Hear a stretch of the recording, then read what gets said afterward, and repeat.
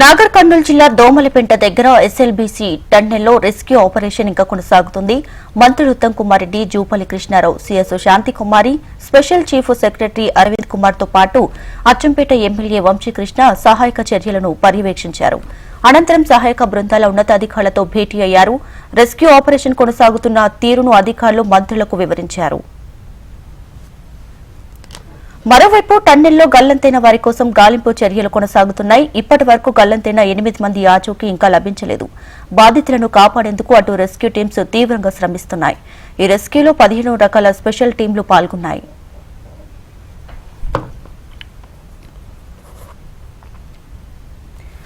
రైట్గా SLBC tunnel ఘటనకు సంబంధించి తాజా సమాచారాన్ని మా ప్రతినిధి అశోక్ లైవ్ లో అందిస్తారు. అశోక్, చెప్పండి, ఇప్పటి వరకు గాలింపు చర్యలు ఎంతవరకు వచ్చాయి?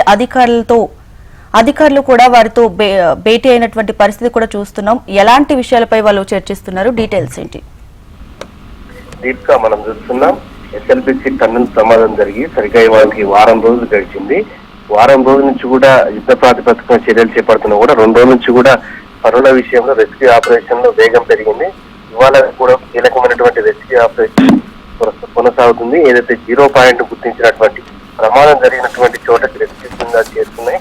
అక్కడ గ్రౌండ్ పెనిట్రేటింగ్ రాడార్ సహాయంతో అయితే మొత్తం 5 అడుగులు 6 అడుగుల లోపల మట్టి బురద కింద ఉన్నటువంటి వాస్తవ పరిస్థితి తెలుసుకునే ప్రయత్నం రెస్క్యూ బృందాలు చేస్తున్నారు. దీనికి సంబంధించి ప్రస్తుతం అక్కడ పనిచేస్తున్నటువంటి రెస్క్యూ బృందాలతో అలాగే అధికారులతో మంత్రులు ఉత్తమ్ కుమార్ రెడ్డి, జూపల్లి కృష్ణారావు, సీఎస్ శాంతికుమారి, డీజీపీ జితేందర్ కూడా ప్రస్తుతం సమీక్షలో పాల్గొన్నారు.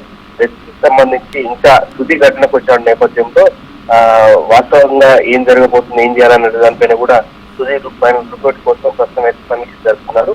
ఇవాళ సాయంత్రం కానీ రేపు కానీ పూర్తి స్థాయిలో రెస్క్యూ ఆపరేషన్ పూర్తయ్యే అవకాశం మనకు కనిపిస్తుంది. దీక్ష అశోక్, అయితే ఇప్పుడు ఘటన జరిగి 8 రోజులు కావస్తుంది. ఇప్పటి వరకు వారి ఆచూకీ దొరకనే లభించలేదు. సో లోపల ఏమై ఉండొచ్చు అంటారు? ఈ రోజుతో ఈ ఘటనకి ఒక కొలిక్కి వచ్చే అవకాశం కనిపిస్తుందా? అధికారులు ఏం చెప్తున్నారు ఓవరాల్ గా? అయితే మనకున్నటువంటి సమాచారం ప్రకారం అయితే 8 రోజులు అవుతుంది కనుక అయితే టన్నెల్ సంబంధించినటువంటి ప్రాంతం భూభాగం నుంచి అంటే మనకు కృష్ణానది నుంచి 13.5 కిలోమీటర్ల సొరంగం. సో అక్కడి వరకు పోయినటువంటి సందర్భంలో 8 రోజుల నుంచి కూడా 8 మంది కార్మికులు ప్రాణాలతో బయటపడడం అనేది కూడా అసాధ్యం అని చెప్పుకోవచ్చు. ఈ నేపథ్యంలో చివరి వరకు అయితే ప్రయత్నం అయితే ప్రభుత్వం చేస్తుంది.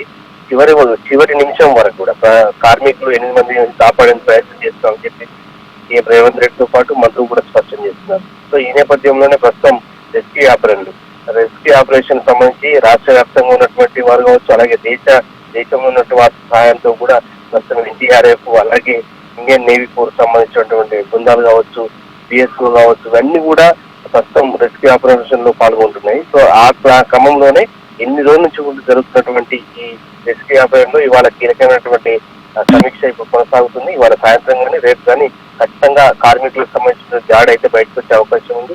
సో వారు ప్రాణాలతో ఉండే అవకాశం అయితే ఖచ్చితంగా లేదు అని చెప్పవచ్చు. దీనిపై కూడా పూర్తి క్లారిటీ మాత్రం ప్రభుత్వం చెప్తేనే మనకు వస్తుంది.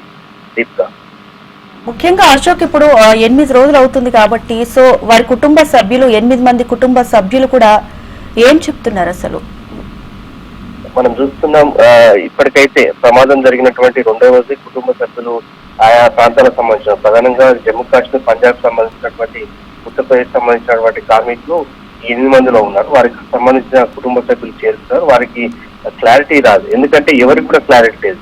ప్రధానంగా 4 రోజుల పాటు ప్రమాదం జరిగినటువంటి 4 రోజుల పాటు అసలు ఆ ఎస్ఎల్బీ సొరంగానికి సంబంధించి 0 పాయింట్ వరకు వెళ్ళడం అనేది టన్నెల్ కావచ్చు, TVM machine, tunnel boring machine సంబంధించి దాన్ని తొలగించేటువంటి కార్యక్రమం కావచ్చు, దాని పక్కన ఉన్నటువంటి ఐరన్ సంబంధించిన వేస్టేజ్ కావచ్చు, సిమెంట్ దిమ్మలు, ఇవన్నీ కూడా తీసుకొని బయటికి వెళ్ళేటువంటి క్రమంలోనే ప్రస్తుతం ఏదైతే ఈ రెస్క్యూ ఆపరేషన్ లో కార్యక్రమాలు చేపట్టారు. సో రెస్క్యూ ఆపరేషన్ లో 15 రకాలకు సంబంధించిన డిఫెన్స్ నిష్ణాతుల్లో ఉన్నటువంటి వివిధ రంగాల్లో ఉన్న వారికి ప్రస్తుతం కేటాయించడంతో ప్రస్తుతం 0 పాయింట్ దగ్గర పూర్తి స్థాయిలో రెస్క్యూ ఆపరేషన్ కొనసాగుతుంది. అందుకే గ్రౌండ్ పెనిట్రేటింగ్ రాడార్ సిస్టమ్ ద్వారా ఒక 5-6 ప్రాంతాలలో ఖచ్చితమైనటువంటి కార్మికుల జాడ దొరికింది. సో వారిని బయటికి తీసేటువంటి ప్రయత్నం కొనసాగుతుంది.